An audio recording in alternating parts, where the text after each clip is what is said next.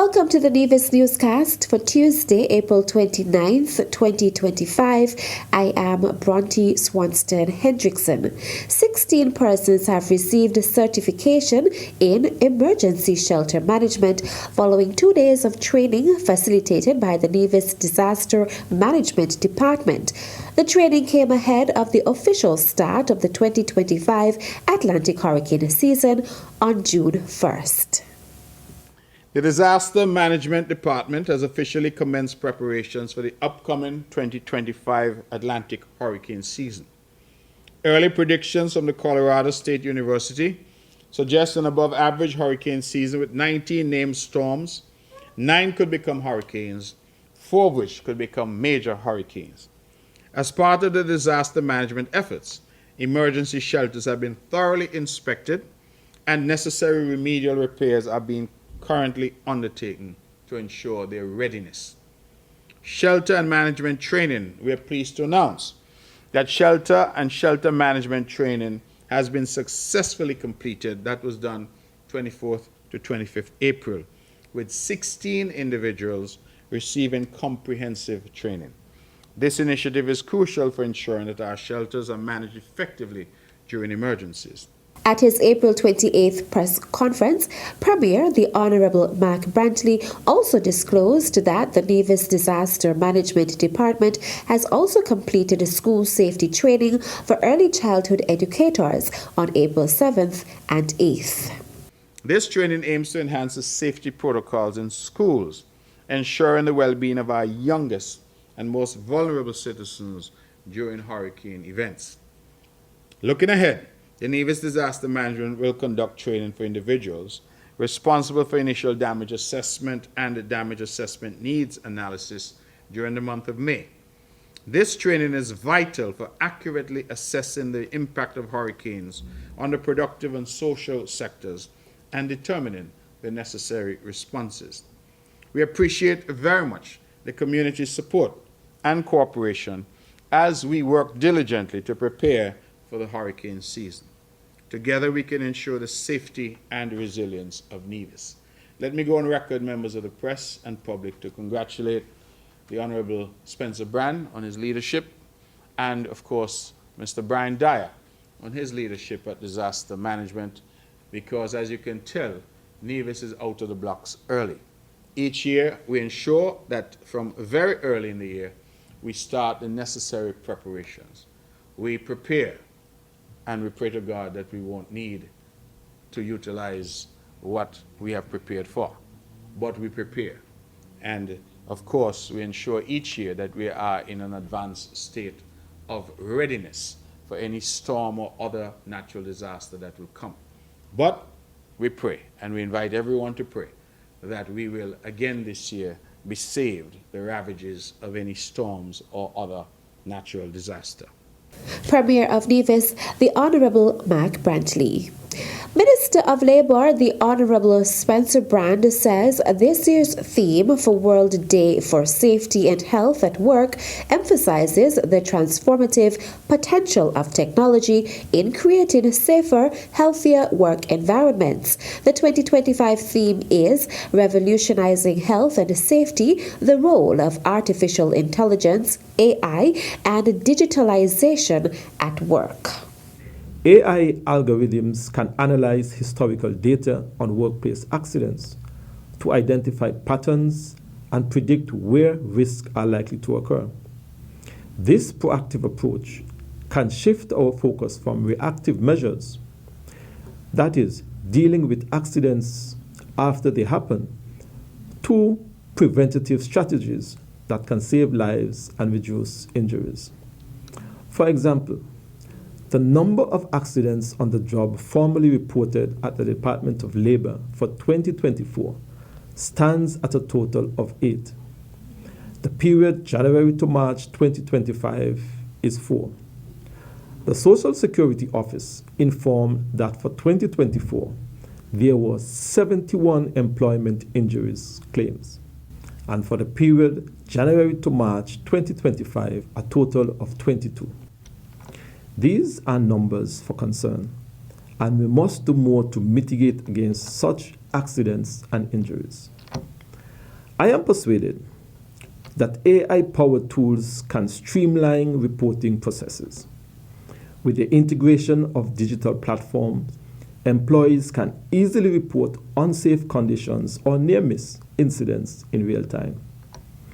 This transparency fosters a culture of safety where everyone feels empowered to contribute to their own well-being and that of their colleagues. The Labour Minister notes that digitalization can also play a crucial role in enhancing training and awareness about workplace safety. As virtual reality and augmented reality technologies offer immersive training experiences that allow employees to engage with safety scenarios in a controlled environment. This hands-on approach can not only increase retention of safety protocols, but also builds confidence in employees' ability to handle potential hazards.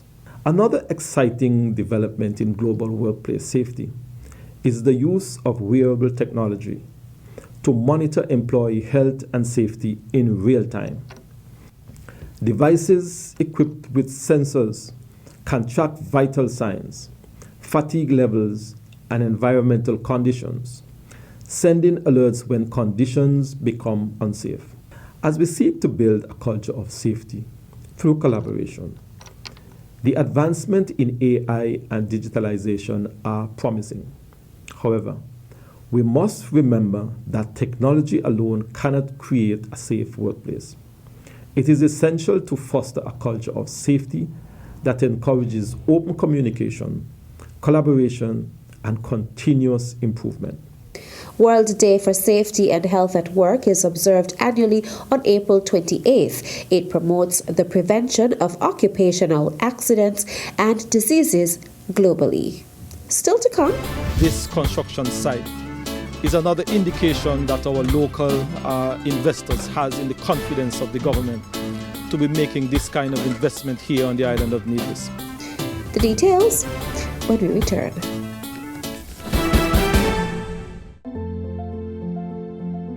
Greetings everyone. I am the Honorable Spencer Brand, Minister with responsibility for communications, public works, water services, physical planning and environment, disaster management, post and labor in the Nevis Island Administration. I am indeed delighted to offer congratulations to the Nevis International Financial Services industry. Government revenue generated from this industry has made significant contribution to the development of our island over the past 4 decades, and we expect that the revenue will continue to ensure that our island continue to develop. Infrastructure such as roads, electricity, and water have seen remarkable improvement over the last 4 decades. I wish to embrace the success of the Nevis International Financial Services industry, which has redounded to the success of the livelihoods of the people of Nevis. Happy 40th anniversary and congratulations.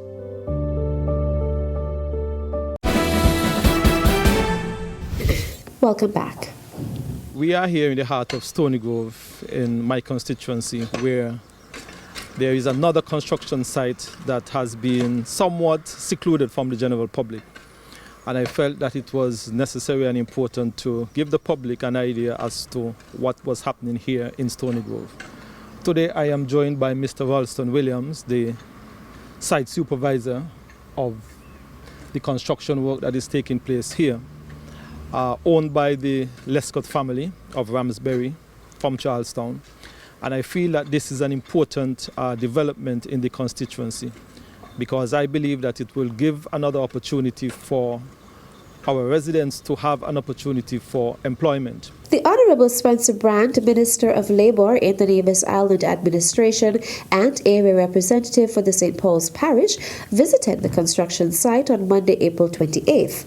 Minister Brand also spoke of the proposed benefits to the community. I also believe that this construction site is another indication that our local investors has in the confidence of the government to be making this kind of investment here on the island of Nevis. I certainly want to wish the Lescott family continued success as they move to completion of this project. And I'm certainly looking forward to see the opening of this new addition to the development of the island of Nevis. I am hoping that our local folks will take advantage of the employment opportunity that will be created here and will allow them to have gainful employment right in their back door. So I felt that it was absolutely necessary to highlight this development, this major investment, and this opportunity once again for employment here on the island of Nevis, but more particularly in the constituency of St. Paul's, Charlestown. Supervisor of the project is Ralston Williams. This building started about a little over a year now. And as you see, it's not too far from finishing. And hopefully the next couple of months we should have it ready. At the moment we have 10 workers here, but when we started we had over 20 construction workers here. Williams noted that the project is in its final stages as construction of the parking lot is currently ongoing. In an act of community service, the Cuban Alumni Association in St. Kitts and Nevis donated a variety of essential items, including food and toiletries, to the residents of the St. George's and St. John's Senior Citizens Home. The initiative was part of the association's annual Easter tradition of giving back to the elderly population across the Federation. Members of the association came together to make the donation possible, showcasing their commitment to supporting those who helped to build the society we enjoy today. Hollis Prentice, president of the Cuban Alumni Association, emphasized the importance of honoring and supporting the elderly by giving back. The staff at the facility expressed their appreciation, noting the positive impact of the donation.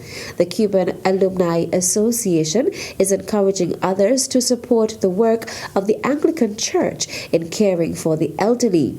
The association urges individuals, businesses, and organizations to contribute to the meaningful cause, which relies on the ongoing support of the wider community.